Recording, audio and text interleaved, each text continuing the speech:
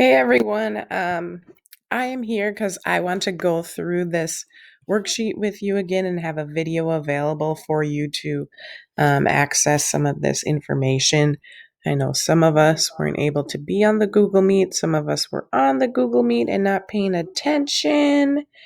Some of us were um, paying attention, but it was hard to see the screen. So hopefully this makes it a little bit better. I just kind of clipped part of our worksheet here and also clipped the periodic table that you should be using or referencing as you're going through and trying to complete these um, ionic compound formulas and names. So what I'm just going to do here is focus on, first off, on our periodic table, what we're looking at. And I know I'm going to highlight some things on here so that you can see that we need to know what oxidation numbers are. So I'm highlighting down here oxidation numbers. They are going to have charges to them. They are going to have positive or negative charges to them. And they are going to tell us how many electrons are lost or gained, aka donated or accepted, during the bonding process between two atoms. And I know it has a percent there, and just ignore that percentage. But we're going to be using our periodic table, which I have listed up above here, and we're going to focus on the charges. Here I'm highlighting a couple of them across the top in yellow, right? So those are our oxidation numbers that we're going to be referencing as we work through this assignment. I'm going to write that over here. Be familiar with these and how you can find them, okay? So when I'm going through and trying to identify some oxidation numbers, for example, I'm going to circle boron over here in orange, see? Okay.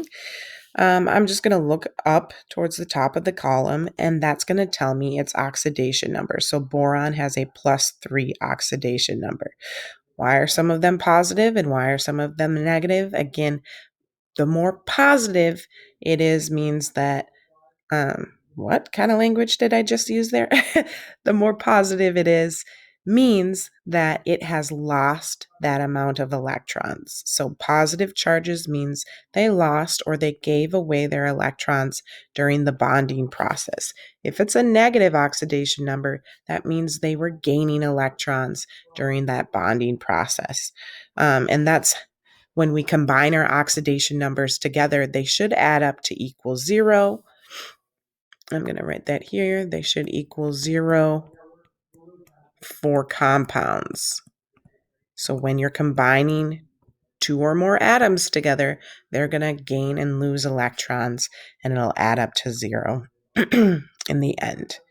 So there is the example of sodium chloride already given to us down below, and you can double check these. I'm not making up what oxidation numbers they had. That came from the periodic table that we have up there. And I'm actually going to use a lighter color so it shows up a little better. All right. I did a few of these in class already, so I'm just going to move down to some ones that we didn't cover just in case you're like, hey, I want some more work, but not the same ones you gave me. So let's talk about row F down here. I'm going to go through and just kind of identify each of my atoms that I'm working with, what their oxidation numbers are, how do I write out my formula, how do I know how many atoms I have, and then what's its name. So we're starting off with potassium, the letter K. I'm going to circle that and square it over here on the periodic table, right? Everyone see that? It's on the left-hand corner in purple. It has an oxidation number of +1 because I moved up the column there to see it. And that's already listed, which is great, but I just wanted to show you where that came from. I wasn't making that up. Okay. Our next one is fluorine. Fluorine is going to have an opposite charge.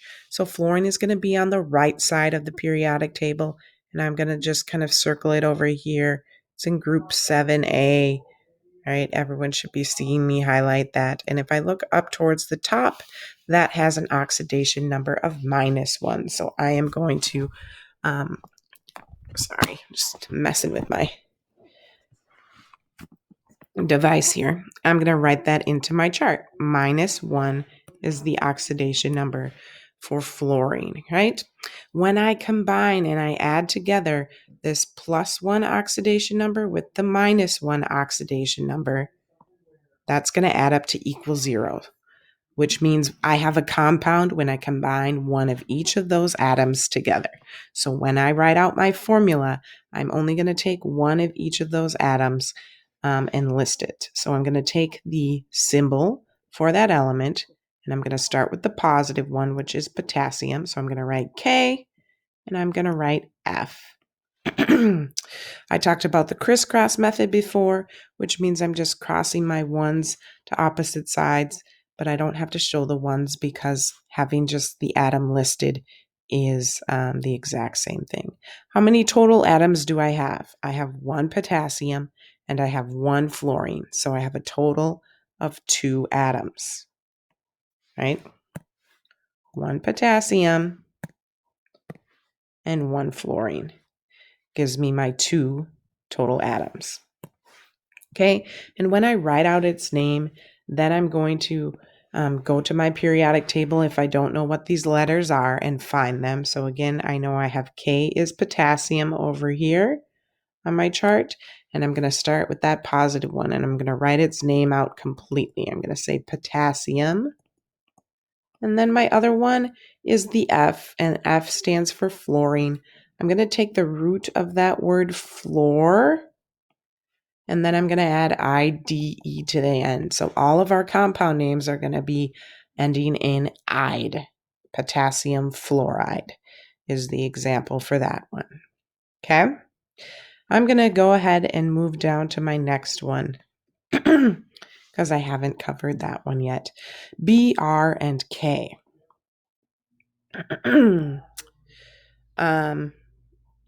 Let's erase some of this stuff that I've been writing out. And I'll use a different color this time around. I'm going to use orange to kind of focus our minds. All right. We just had K in our previous problem, so you can use that same information, but we didn't have BR. BR is over here on the right side. It stands for bromine. If I go up to the top, there's my oxidation number, a -1 charge. Potassium, or the letter K, that I have in my next one, we used it just in the previous problem, so I know the oxidation number is +1, but I'm still going to circle it over here so we know where it is. And then again, we can see its oxidation number is up top here as +1. +1 -1, that adds up to equal 0, so that means I only need one of each of these. But here's the tricky part. I need to make sure I write this in the correct order. I'm going to take the positive oxidation number first and write that element's symbol first, not the negative one that's listed there right now, bromine. That's actually got to go second because it's a negative oxidation number. I'm always going to start positive. So I'm going to write K, and then I'm going to write BR because I only need one of each of those atoms in order to have a total oxidation number of 0 when they add together. I have 1 potassium atom, I have 1 bromine atom, so that means I have a total of 2 atoms. And when I write its name, I'm going to continue that trend of starting with the positive element, which I know is potassium from my previous problem. And then I've been saying this one before, that's bromine. I'm going to take the prefix brome and then add IDE to the end. So it's potassium bromide. Okay? A few more examples. Actually, we'll do one more. Okay? I'm going to do the next example on there, which is working backwards. So we have here on letter H, we have the formula listed. and I don't have the element names. So I'm going to kind of work around here. I'm actually going to start with the total number of atoms right next to it, right?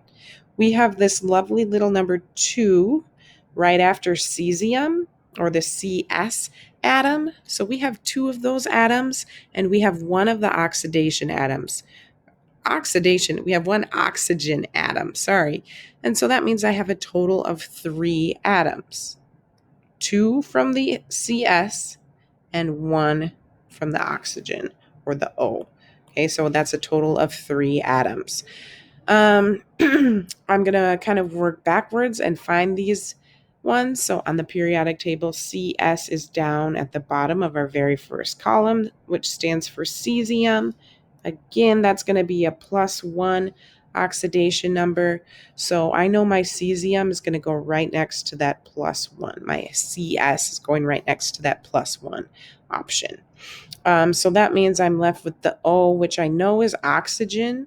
So I'm going to write out O, and then I like when it corrects my shape, but it's not going to do that. Anyway, oxygen is over here in group 6A. And if I look at the top, that has a -2 charge. So I'm going to write -2 next to that one. This is where the crisscross method came into play. So I'm going to write this out so you can visually see it over here. Cesium has a +1. Oxygen has a -2. I'm going to go through this crisscross method and move that 1 as a subscript down there. And I'm going to move that 2 as a subscript to the bottom of my cesium. So I'm going to write my formula as CS2. Oxygen is going to have 1. I only have to write out just the symbol if it has a 1 next to it. So my official formula is going to be CS2O. And that's where that came from in this formula that was given to us at the beginning of the problem. So I just wanted to make sure that was clear how we got there. Crisscross method. You don't even have to think about it, but really I'm finding a multiple of these atoms so that their oxidation numbers add up to equal 0. So I really have 2 cesium atoms with a +1 charge to balance out the 1 oxygen that has a -2 charge. Because if I add those together, it makes +2.